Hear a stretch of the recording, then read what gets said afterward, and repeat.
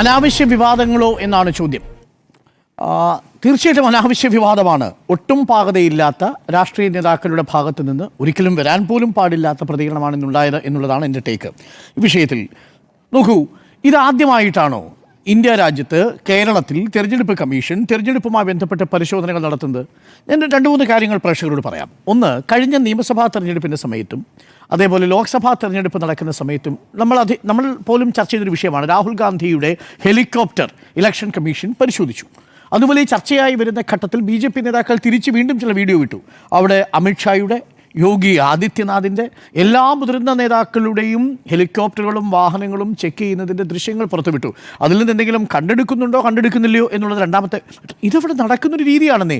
എന്തുകൊണ്ടാണ് തിരഞ്ഞെടുപ്പ് കമ്മീഷൻ ഇങ്ങനെയൊരു ചെക്കിംഗ് ആവശ്യമാണ് എന്ന ഒരു നിലപാടിലേക്ക് എത്തിയത്? നമുക്കറിയാമോ, TN ശേഷൻ തിരഞ്ഞെടുപ്പ് കമ്മീഷണർ ആവുന്നതിന് മുൻപൊരു കാലവും TN ശേഷൻ തിരഞ്ഞെടുപ്പ് കമ്മീഷണർ ആയതിനു ശേഷവും മറ്റൊരു കാലവുമാണുള്ളത്. തിരഞ്ഞെടുപ്പിൽ മസിൽ പവറും മണി പവറും കൃത്യമായി ഉപയോഗിക്കുന്നു എന്ന് തിരിച്ചറിഞ്ഞ TN ശേഷൻ അത് ഒഴിവാക്കാനുള്ള എല്ലാ സാഹചര്യങ്ങളും കൊണ്ടുവരുന്നുണ്ട്. റെപ്രസെൻറ്റേഷൻ ഓഫ് പീപ്പിൾസ് ആക്റ്റിൽ പറഞ്ഞിരിക്കുന്നത് പോലെ ഇലക്ഷൻ കമ്മീഷൻ്റെ അധികാര പ്രയോഗം പൂർണ്ണമായിട്ടും തെരഞ്ഞെടുപ്പ് കമ്മീഷൻ്റെ സൂപ്രണ്ട് ചെയ്യാനുള്ള, മെയിൻറ്റെയിൻ ചെയ്യാനുള്ള പൂർണ്ണമായിട്ടുമുള്ള അധികാരം നിക്ഷിപ്തമായിരിക്കുന്ന ഒരു ഏജൻസി ആ അധികാരം ഉപയോഗിക്കുകയാണ്. ആദ്യത്തെ അതിൻ്റെ പ്രിൻസിപ്പിൾ എന്ന് പറയുന്നത്, തെരഞ്ഞെടുപ്പ് പ്രഖ്യാപിച്ചു കഴിഞ്ഞാൽ, പെരുമാറ്റച്ചട്ടം നിലവിൽ വന്നു കഴിഞ്ഞാൽ പിന്നീട് തെരഞ്ഞെടുപ്പ് കമ്മീഷൻ ചുമതലയ്ക്ക് നിയോഗിക്കുന്ന ഉദ്യോഗസ്ഥർ ആ സർക്കാരിൻ്റെ ഉദ്യോഗസ്ഥരല്ല, അത് തെരഞ്ഞെടുപ്പ് കമ്മീഷൻ്റെ ഉദ്യോഗസ്ഥരാണ്. ആ തെരഞ്ഞെടുപ്പ് കമ്മീഷൻ്റെ ഉദ്യോഗസ്ഥർ നിർദ്ദേശിക്കുന്നത് പോലെ ചട്ടപ്രകാരം നമ്മൾ അനുസരിക്കാൻ ബാധ്യസ്ഥരാണ്. അതിൽ പ്രധാനമന്ത്രി എന്നില്ല, അതിൽ രാജ്യത്തിൻ്റെ ആഭ്യന്തര വകുപ്പ് മന്ത്രി അമിത്ഷായുടെ ഹെലികോപ്റ്റർ പരിശോധിച്ചിട്ടുണ്ട്, അമിത്ഷായുടെ കാറ് പരിശോധിച്ചിട്ടുണ്ട്. എന്തിനേറെ, നമ്മുടെ മുൻപിലുണ്ടല്ലോ 2024 മെയ് മാസത്തിൽ ബീഹാറിൽ സമസ്തിപൂരിൽ ക്യാമ്പയിൻ എത്തുന്ന മല്ലികാർജ്ജുൻ ഖാർഗെയുടെ ഹെലികോപ്റ്റർ പരിശോധിക്കുന്നത്. മല്ലികാർജ്ജുൻ ഖാർഗെയേക്കാൾ വലിയ ആളാണോ ഈ രാഹുൽ മാങ്കൂട്ടത്തിൽ അല്ലെങ്കിൽ ഷാഫി പറമ്പിൽ? 2024 ഏപ്രിൽ മാസത്തിൽ ഇവിടെ നീലഗിരിയിലെ താളൂർ ആർട്സ് ആൻഡ് സ്പോർട്സ് കോളേജിൽ ക്യാമ്പയിൻ എത്തുന്ന രാഹുൽ ഗാന്ധിയുടെ ഹെലികോപ്റ്റർ പരിശോധിക്കുന്നുണ്ട്.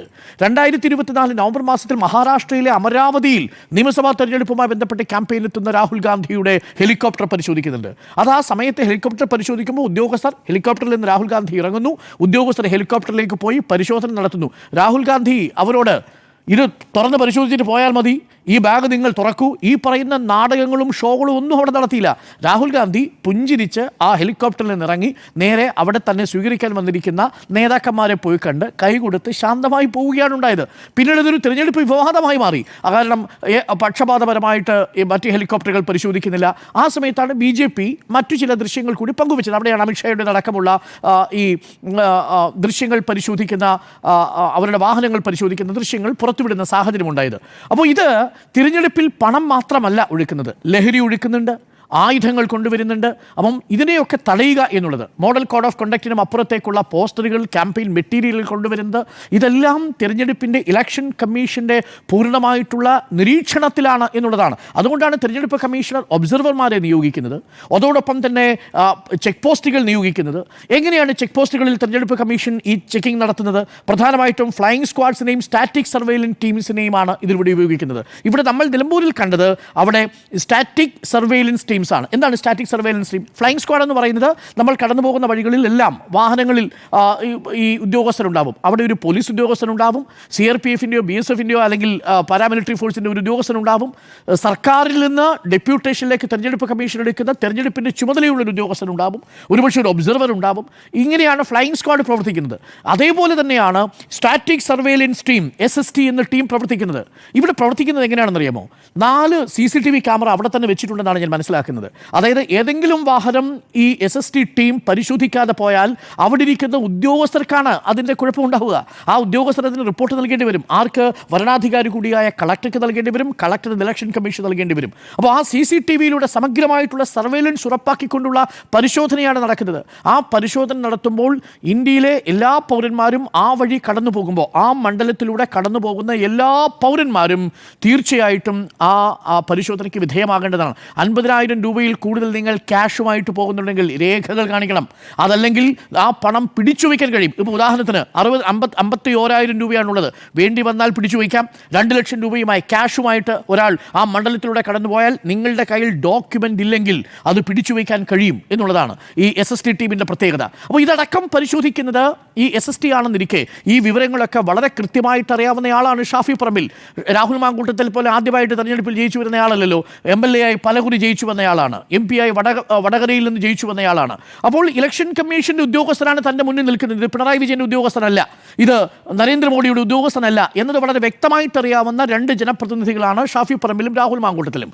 അതുകൊണ്ട് തന്നെ അവരുടെ ഭാഗത്തു നിന്നും ആ ഉദ്യോഗസ്ഥരോട് സഹകരിക്കുന്ന രീതിയിലുള്ള ഒരു പെരുമാറ്റമാണ് നമ്മൾ പ്രതീക്ഷിച്ചിരുന്നത് മാതൃകാ നേതാക്കൾ എന്ന നിലയിൽ.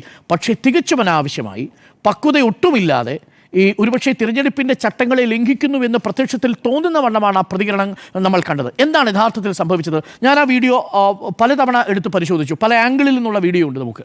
അതിൽ ഇവർ 4 പേരും അടങ്ങുന്ന വാഹനം ഇന്നോവയാണെന്ന് തോന്നുന്നു. അത് വരുന്നു, ഡ്രൈവർ സീറ്റിൽ ഷാഫി പറമ്പിൽ ഇരിക്കുന്നു, വണ്ടി നിർത്തുന്നു, ഷാഫി പറമ്പിൽ പുറത്തിറങ്ങുന്നു. ആദ്യം ഷാഫി പറമ്പിലാണോ അല്ലെങ്കിൽ അവിടെ ആരാണുള്ളത് എന്നത് നോക്കി ടോർച്ച് അടിച്ച് ഓടിക്കുന്നു. ഇപ്പോൾ നേതാക്കൾ പറയുന്നത് ടോർച്ച് അടിച്ച്, രാത്രിയാണ്, 11 മണി കഴിഞ്ഞു. ആ വാഹനത്തിനുള്ളിൽ ആരാണ് എന്താണ് എന്ന് ഉദ്യോഗസ്ഥർ ടോർച്ച് അടിച്ചാണ് നോക്കുക. അതല്ലാതെ കമ്പടിച്ചല്ലോ കുത്തിയല്ലല്ലോ നോക്കുന്നത്. അപ്പോൾ ടോർച്ച് അടിച്ച് നോക്കുന്നു. ടോർച്ച് അടിച്ച് നോക്കുന്നതിൽ തങ്ങൾക്ക് പെട്ടെന്ന് ഈഗോ ഹർട്ട് ചെയ്യുന്നു. അതൊക്കെ ഒരു ഈഗോ ഹർട്ടാണ്. ജനങ്ങൾ കൽപ്പിച്ച് നൽകുന്ന അധികാരം മാത്രമേ നിങ്ങൾക്കുള്ളൂ, എല്ലാ ജനപ്രതിനിധികൾക്കും. ഇപ്പോൾ നമ്മൾ ചാനലിൽ വന്ന് 10 വാചകം പറഞ്ഞുകൊണ്ട് നാട്ടുകാരെല്ലാം നമ്മളെ അറിയണമെന്നുണ്ടോ? നമ്മുടെ ആൾക്കാർ പോകുന്ന സമയത്ത് എല്ലാ രേഖകളും ചോദിക്കും. ഇതെല്ലാം ഊരി വെച്ച് നമ്മൾ രേഖകളുമായിട്ട് അവിടെ ചെല്ലും. രേഖകളില്ലെങ്കിൽ നമ്മൾ പിഴ അടച്ചു പോകും. അതാണ് രീതി, അങ്ങനെയാണ് ചെയ്യേണ്ടത്. എല്ലാ പൗരന്മാർക്കും ഒരൊറ്റ നിയമം നിലവിലിരിക്കുന്ന രാജ്യമല്ലേ. അവിടെ എന്താണ് ജനപ്രതിനിധിക്ക് പ്രത്യേകിച്ച് തിരഞ്ഞെടുപ്പ് സമയത്ത് ഒരു പ്രത്യേക പ്രിവിലേജ് ഉള്ളത്? അവിടെയാണ് ഷാഫി പറമ്പിൽ ആദ്യത്തെ പിഴവ് പറ്റിയത്. ശരി, ഷാഫി പറമ്പിൽ അവിടെ നിന്ന് ഇറങ്ങുന്നു. അതിനുശേഷം എല്ലാവരോടും പറഞ്ഞു ഡിക്കി തുറക്കണമെന്ന് പറയുന്നു. ഡിക്കി തുറക്കുന്നു. അതിനുശേഷം ബാഗ് തുറക്കണമെന്ന് പറയുന്നു. ആ സമയത്താണ് സ്ക്രിപ്റ്റ് ആരംഭിക്കുന്നത്. ബാഗ് തുറക്കണമെന്ന് പറഞ്ഞപ്പോൾ ഈഗോ ഹട്ടായി. ബാഗ് തുറക്കണമെന്ന് പറഞ്ഞപ്പോൾ ഈഗോ ഹട്ടായപ്പോൾ പിന്നീട് എന്താ ചെയ്യുന്നത്?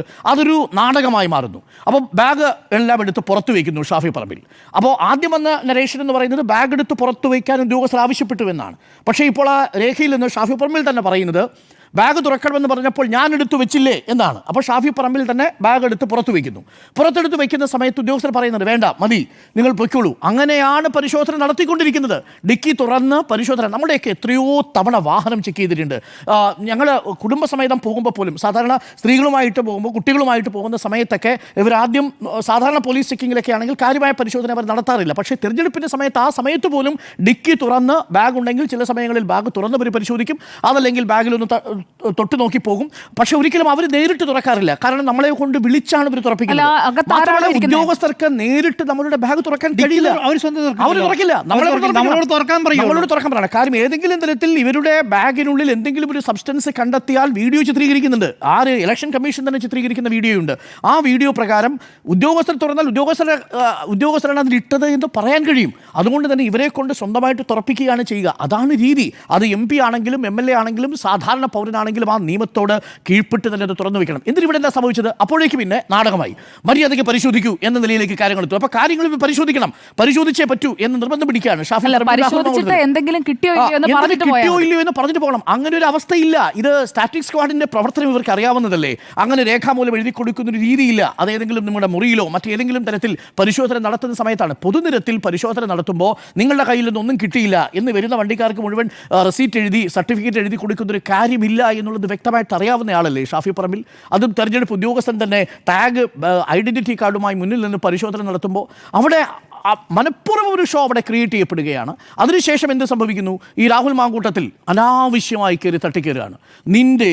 നിന്റെ എത്ര തവണയാണെന്നറിയാമോ ആ വാചകം ഉപയോഗിച്ചുകൊണ്ടേയിരിക്കുന്നത്? CPM പണിയെടുത്താൽ മതി.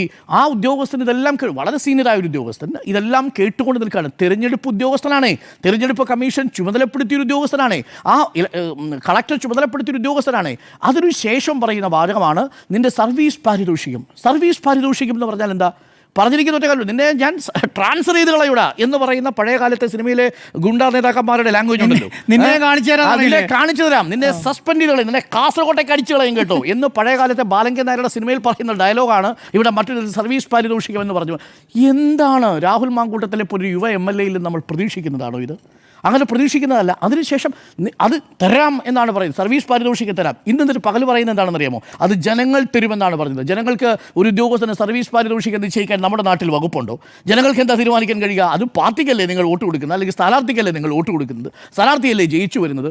പ്രതിപക്ഷത്തിരിക്കുന്ന ഒരു MLA-യുടെ മനസ്ഥിതി ഇതാണെങ്കിൽ ഭരണപക്ഷത്തെത്തുമ്പോൾ എന്തായിരിക്കും എന്നുള്ളതാണ് എന്നെ അത്ഭുതപ്പെടുത്തുകയും എന്നെ ഭയപ്പെടുത്തുകയും ചെയ്യുന്ന ഒരു എലമെൻ്റ് എന്ന് പറയുന്നത്. ഇതാരാണെങ്കിലും, ഇത് CPM ആണെങ്കിലും ശരി, കോൺഗ്രസ് ആണെങ്കിലും ശരി, BJP ആണെങ്കിലും ശരി, ഒരു ജനപ്രതിനിധിക്ക് ഒരിക്കലും ഭൂഷണമല്ലാത്ത സ്റ്റേറ്റ്മെൻറ്റുകളാണ് ആ വാക്കിൽ നിന്ന് വന്നത്. അത് നമ്മൾ കേരളം തിരിച്ചറിയുന്നുണ്ട് എന്ന് തന്നെയാണ് എൻ്റെ ടേക്ക് ഈ വിഷയത്തിൽ. ഇനി ഇതിൽ ഇവർ മാത്രമാണോ പരിശോധന നടത്തിയത്? അല്ല. ലിസ്റ്റ് ഞാൻ തരാം. അബ്ദുൾ വഹാബ് MP വാഹനം പരിശോധിച്ചു. K. രാധാകൃഷ്ണൻ MP വാഹനം പരിശോധിച്ചു, ഡിക്കി തുറന്ന് പരിശോധിച്ചു. M. ലിജു വാഹനം പരിശോധിച്ചു. AP അനിൽകുമാർ വാഹനം പരിശോധിച്ചു. VP സാനു വാഹനം പരിശോധിച്ചു. V. അബ്ദുറഹ്മാൻ MLA LDF വാഹനം പരിശോധിച്ചു. PK ബിജു LDF വാഹനം പരിശോധിച്ചു. ഷാഫി പറമ്പിൽ MP UDF വാഹനം പരിശോധിച്ചു. മാത്യു കുഴൽനാടൻ MLA UDF വാഹനം പരിശോധിച്ചു. ഷോൺ ജോർജ് BJP വാഹനം പരിശോധിച്ചു. EN മോഹൻദാസ് LDF വാഹനം പരിശോധിച്ചു. അപ്പോൾ പിന്നെ ഈ പറഞ്ഞതിൽ എന്താ ന്യായം? അപ്പോൾ ആ വാദങ്ങളൊന്നും നിലനിൽക്കുന്നതല്ല, അനാവശ്യമായ ഒരു ഷോ അവിടെ ക്രിയേറ്റ് ചെയ്യപ്പെട്ടിരിക്കുന്നു എന്നുള്ളതാണ് എനിക്കതിലുള്ള കൺസേൺ. ഈ മാതൃകാപരമായി സാധാരണ പൗരന്മാരോട് തിരഞ്ഞെടുപ്പിലെ ചട്ടങ്ങൾ പാലിക്കണം എന്ന് അവരെ പറഞ്ഞ് ബോധ്യപ്പെടുത്തേണ്ട, അത്തരം പൊളിറ്റിക്കൽ കമ്മ്യൂണിക്കേഷൻ, രാഷ്ട്രീയ വിനിമയം നടത്തേണ്ട, രാഷ്ട്രീയ വിദ്യാഭ്യാസം കൊടുക്കേണ്ട നേതാക്കൾ തന്നെ ഈ രീതിയിൽ തെരഞ്ഞെടുപ്പ് ചട്ടങ്ങളെ ലംഘിക്കുന്ന രീതിയിലുള്ള പ്രവർത്തനം നടത്തിയത് അത്യന്തം മോശമായിപ്പോയി എന്ന് മാത്രമല്ല, നമ്മളത് അവരുടെ ഭാഗത്തു നിന്ന് ഒട്ടും പ്രതീക്ഷിച്ചതുമല്ല എന്നതാണ് എൻ്റെ ആദ്യത്തെ ടേക്ക്. ചെയ്ത കുറ്റങ്ങളോ?